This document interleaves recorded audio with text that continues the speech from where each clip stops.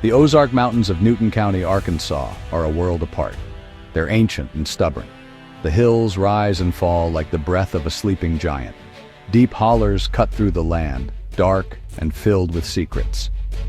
Back in 1894, this place was not for the faint of heart. It was a rugged landscape of dense forests, sheer bluffs, and winding rocky creeks. The trees stood so close together that sunlight struggled to reach the forest floor. It was a place where a person could easily get lost, a place where nature was the true master. Getting from one neighbor to the next might take hours of hard travel, a journey up steep inclines and down treacherous slopes. To live here was to accept a life of isolation. The nearest town, Jasper, was a small collection of buildings. It was a hub for the scattered families who called these hills home. But even Jasper felt a world away when you were deep in the woods. The silence of the Ozarks was profound. It was a heavy, living thing. Sometimes it was broken by the call of a bird or the rustle of an unseen creature. Other times the silence was so complete it felt like a weight on your soul. This was a land that demanded respect. It shaped the people who lived in it, making them as tough and quiet as the hills themselves. The terrain was a constant challenge. Farmers had to carve out a life from the rocky soil. They built their homes from the timber that surrounded them. Every day was a struggle against the elements. The summers were hot and humid. The winters were cold and unforgiving. Storms could roll in without warning, turning gentle creeks into raging torrents. People learned to be self-sufficient. They had to be. Help was often too far away to count on. They relied on their own strength, their own knowledge of the land, and the tight-knit bonds of their small communities. This was the world that Oswald and Margaret Benton chose to enter. They were outsiders. They came from places that were different, places with softer edges. They sought a new beginning in these harsh, unforgiving hills. But the Ozarks do not give up their secrets easily. They can be a welcoming embrace or a cold, indifferent tomb. For the Bentons, the mountains held a destiny that no one could have predicted. Their story would become another layer of mystery, another whisper in the deep, dark hollers of Newton County. A tale told around campfires, a warning about the wildness that still lurked just beyond the firelight. Oswald Benton was not born of the Ozarks. He came from the rolling hills of Virginia. He was a man with a past he rarely spoke of. He had fought in the Civil War, a conflict that left scars on him, both inside and out. Those who knew him said he was a quiet man, thoughtful and serious. He had a way of looking at you that felt like he was seeing something far beyond the present moment. He had been a farmer in Virginia, but something pushed him westward. Maybe it was the war. Maybe it was something more personal. He never said. He just packed up what little he had and started moving. Margaret came from Tennessee. She was a gentle soul known for her kindness and her quiet strength. She had met Oswald when he was passing through her state. There was a connection between them, a shared sense of looking for something more, or perhaps something less. They were both seeking peace, a place where the noise of the world would fade away. They married, and for a time they tried to build a life in Tennessee. But the restlessness that had taken hold of Oswald seemed to be contagious. They heard stories of land in Arkansas, cheap land, a place to start over, far from the ghosts of their past. Their journey to Arkansas was long and difficult. They traveled with a wagon, carrying everything they owned. They crossed rivers and mountains, moving deeper into the American frontier. When they finally arrived in Newton County, they were different from the local folk. They spoke with a different accent. They carried themselves with a certain formality that seemed out of place in the rugged hills. The people of the Ozarks were wary of outsiders. They were a clannish folk, trusting those they had known for generations. The Bentons were an unknown quantity, a puzzle that the locals couldn't quite solve. They were seen as educated, which was unusual. Oswald was known to read books, and Margaret could write letters with a graceful hand. This set them apart. It made them seem a bit strange, a bit mysterious. They didn't fit the mold of the typical homesteader. They weren't looking for community in the same way others were. They were looking for solitude, and in the Ozark Mountains they found it. They found a piece of land so remote, so isolated, that it seemed to be waiting just for them, a place where they could finally be alone, with only the trees and the hills for company. The land the Bentons chose was called Hemmed-In Hollow. The name was an honest one. It was a deep, narrow valley, surrounded on three sides by towering limestone bluffs. These cliffs rose hundreds of feet into the air, like giant stone walls. There was only one way in and one way out. The hollow was a natural fortress, a place cut off from the rest of the world. The sunlight struggled to reach the valley floor, leaving much of it in a perpetual twilight. The air was always damp and cool, and a small creek trickled through the center, its sound a constant soft murmur. This particular piece of land had a history, a dark one. Before the Bentons, another family had tried to make a life there. They had disappeared too, or so the stories went. Some said they had simply packed up and left in the middle of the night. Others whispered darker things. They spoke of strange lights in the hollow. They talked about unsettling sounds that echoed from the bluffs after dark. Local superstition held that the hollow was a cursed place, a place where the veil between worlds was thin. It was said that ancient spirits dwelled among the rocks and trees. The Bentons seemed untroubled by these stories. Perhaps they didn't hear them, or perhaps they didn't care. They bought the land and set about building their home. They built a small, sturdy cabin from the timber they cleared themselves. They planted a garden and kept a few animals. From the outside, it looked like any other homestead, but the location made it different. It was a place of profound isolation. When you were in Hemmed-In Hollow, the outside world ceased to exist. You were alone, truly and completely alone, with only the silent watching cliffs for company. Neighbors who visited the Bentons always spoke of an odd feeling in the hollow. They said the silence there was different. It was heavier. The air felt thick, charged with an unspoken energy. Some claimed the shadows moved in strange ways. Others said they heard whispers on the wind that sounded like no human voice. The hollow was beautiful in a wild and intimidating way, but it was also unnerving. It was a place that felt ancient and powerful, a place that did not seem to welcome human presence. It was the perfect setting for a mystery. The Bentons lived a life of routine and seclusion. They kept to themselves. Oswald would work the small plot of land they had cleared. He tended to their mule and their few chickens. He spent long hours chopping wood, preparing for the harsh Ozark winters. Marguerite managed the home. She cooked, she sewed, and she tended her garden with meticulous care. Their days were measured by the rising and setting of the sun. They were a self-contained unit, a world of two in the heart of the wilderness. They seemed to want for nothing more than what their small farm could provide. Their interactions with their neighbors were infrequent. The nearest homestead was several miles away, a difficult journey on foot or by mule. When they did see people, it was usually on their rare trips into Jasper for supplies. On these occasions, Oswald would do the talking. He was polite but reserved. He would purchase flour, salt, and other necessities, answer questions with short, simple replies, and then retreat back to the isolation of his hollow. Marguerite was even quieter. She would offer a small smile and a nod, but she rarely spoke a word to anyone outside of her husband. People found their privacy strange. In the Ozarks, community was survival. Neighbors relied on each other for help with harvests, for company during the long winters, and for support in times of trouble. The Bentons' desire for solitude was seen as peculiar, even suspicious. Why would two people move to such a remote place only to shut themselves off from everyone? Rumors began to circulate. Some said they were hiding from the law. Others guessed they were guarding some secret treasure. The truth was likely much simpler.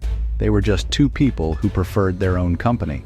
Despite their reclusive nature, they were not unfriendly. On the rare occasion a neighbor was caught in a storm near their hollow, the Bentons would offer shelter. They would share a simple meal and provide a warm place by the fire, but they never engaged in idle gossip. They never asked personal questions, and they never offered personal information. They were good neighbors, in a distant, formal sort of way. Their quiet, orderly life seemed unshakable. It was a life lived on their own terms, a fortress of solitude built against the outside world. As the autumn of 1894 began, a change seemed to come over the Benton homestead. The crisp air carried more than just the scent of falling leaves. It carried a sense of unease. Neighbors who passed near the entrance to Hemmed-In Hollow reported strange things. A hunter named Silas Kane was one of them.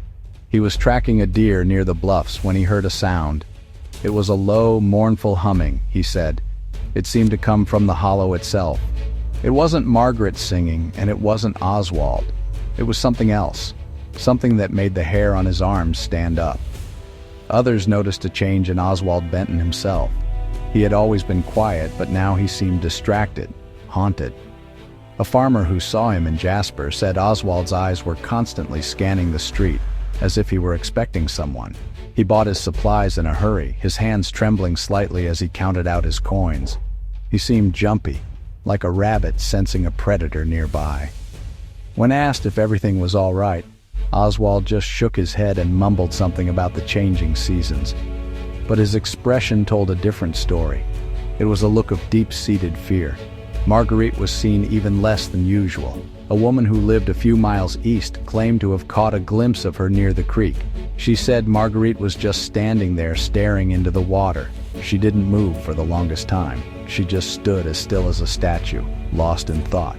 There was a sadness about her, a profound melancholy that was palpable even from a distance. The neighbor called out to her, but Margaret didn't seem to hear. She just remained there, a lonely figure against the backdrop of the darkening woods, until the evening shadows swallowed her up. The atmosphere around the hollow grew heavier. Travelers on the nearby ridge path said they avoided the area after sundown. They spoke of a feeling of being watched from the trees. They heard twigs snapping just beyond the firelight. They saw fleeting shadows that seemed to have no source. The local superstitions about Hemmed-In Hollow, once dismissed as old wives' tales, began to feel real. A sense of dread was settling over the land. Something was wrong at the Benton farm. Something was building, like the pressure before a violent storm. The quiet life of the Bentons was about to be broken. The last confirmed sighting of Oswald Benton was by his nearest neighbor, a man named Jedediah Stone. It was a cold, late October afternoon. The sky was a sheet of gray, and a bitter wind was stripping the last of the leaves from the trees. Jedediah was mending a fence on the edge of his property when he saw Oswald walking along the ridge. It was unusual to see him so far from the hollow on foot. Oswald was carrying his rifle, but he wasn't hunting. He was just walking, his head down, his pace slow and deliberate. Jedediah called out to him. Oswald stopped and looked up, but his gaze was distant. He didn't seem to recognize his neighbor for a moment. Jedediah asked if he needed help with anything. Oswald just shook his head. "The ground is getting cold," Oswald said. His voice was flat, devoid of emotion. "It's time to go deep." Jedediah didn't know what to make of this strange comment. He asked Oswald where he was headed. Oswald didn't answer. He just pointed toward the bluffs that overlooked his hollow.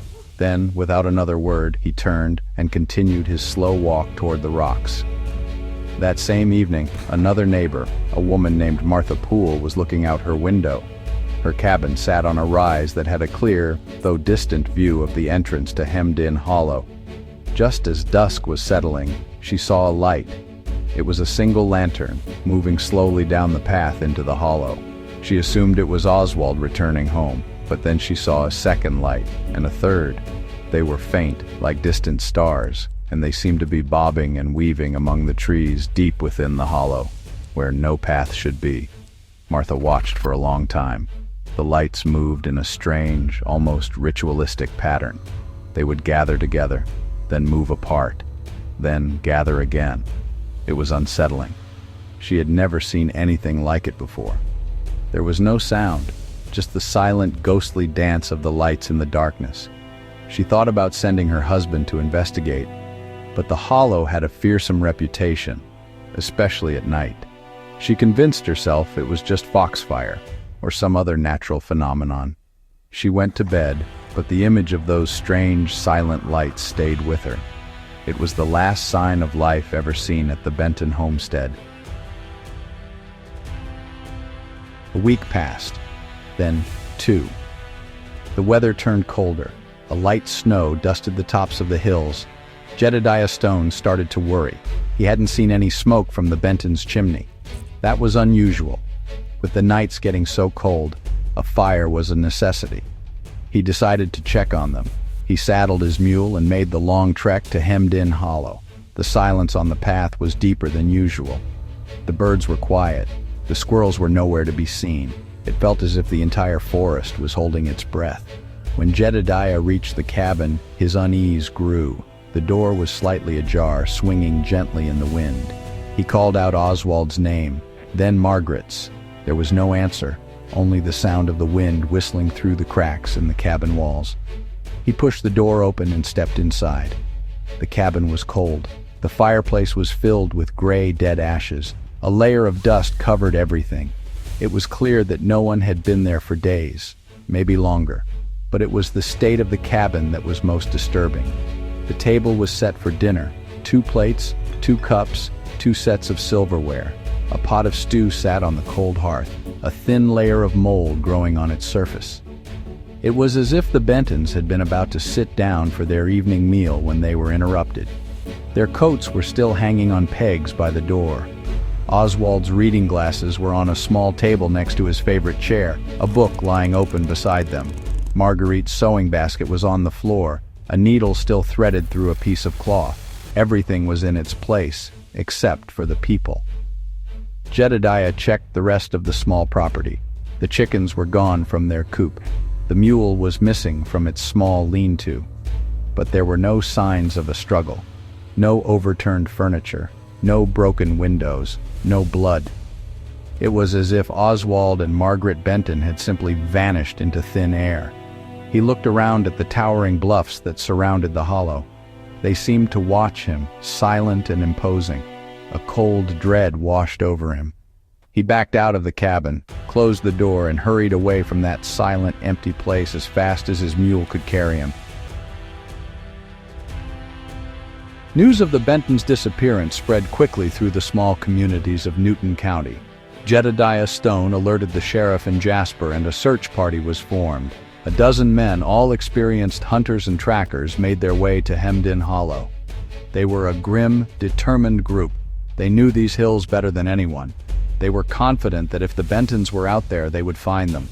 They began their search at the cabin, fanning out in all directions. They searched for days. They scoured every inch of the hollow. They climbed the treacherous bluffs. They followed the creek down to where it joined the Buffalo River. They found nothing. There were no tracks leading away from the homestead. The light snow that had fallen would have preserved any footprints, but there were none to be found. It was as if the Bentons had not walked out of the hollow, but had been lifted straight up into the sky. The mule was also gone without a trace. It was a complete and baffling mystery. The searchers were tough, practical men. They were not prone to flights of fancy, but the atmosphere in the hollow began to affect them. They spoke in hushed tones. They jumped at every strange sound. One man swore he saw a face in the rock of the bluff. Another claimed to hear faint whispering voices on the wind at night. The longer they spent in the hollow, the more they felt like they were intruders in a place that did not want them there. The search became less about finding the Bentons and more about getting out of that unsettling place. After a week, the sheriff called off the official search. They had found no clues, no signs of foul play, no indication that the Bentons had simply packed up and left. It was a dead end. The men returned to their homes, shaking their heads in disbelief. The story of the disappearance became a local legend, told and retold with new, more fantastic details each time. Some said they ran off with a hidden fortune. Others whispered that the spirits of the hollow had finally claimed them. But no one really knew. The search had provided no answers, only more questions. Years turned into decades. The seasons came and went. The Benton cabin in Hemmed-In Hollow slowly surrendered to the forces of nature. The roof caved in, the walls rotted and fell, the forest grew back, reclaiming the small clearing the Bentons had worked so hard to create. Soon, there was almost no sign that anyone had ever lived there at all. But the story remained. It became woven into the fabric of the Ozarks, a piece of local lore as enduring as the ancient hills themselves. A cautionary tale about the dangers of isolation and the mysteries hidden deep in the wilderness. What happened to Oswald and Margaret Benton? The question hangs in the air, unanswered to this day. There are countless theories, but no proof for any of them. Did they fall victim to a wild animal? It seems unlikely that two people and a mule would disappear without a single trace. Were they murdered by thieves? But nothing was stolen from their cabin. Their few valuables were left untouched. Could they have simply decided to leave, to start a new life somewhere else, walking away from their dinner and into the night? It seems impossibly strange, yet no more strange than any other explanation. Perhaps the answer lies in the superstitions that have always clung to that place. The local folk have their own ideas. They talk about the old stories, the legends of strange beings that live in the deepest parts of the woods. They mention the strange lights Martha Poole saw. They remember Oswald's final cryptic words, "It's time to go deep." Some believe the Bentons stumbled upon something they weren't meant to see, something ancient and powerful that resides within the hollow. Perhaps they were not taken against their will. Perhaps, in the end, they chose to join the mystery. The disappearance of the Bentons is more than just a cold case. It is a story about the line between the known and the unknown. It reminds us that there are still places in the world that are wild and untamed, places where the rules of our ordinary lives do not apply. Hemmed-in Hollow keeps its secrets well. The wind still whispers through the trees on the high bluffs, but it offers no answers. The story of Oswald and Margaret Benton remains an Ozark enigma, a haunting, unresolved mystery that echoes in the profound silence of the unforgiving hills.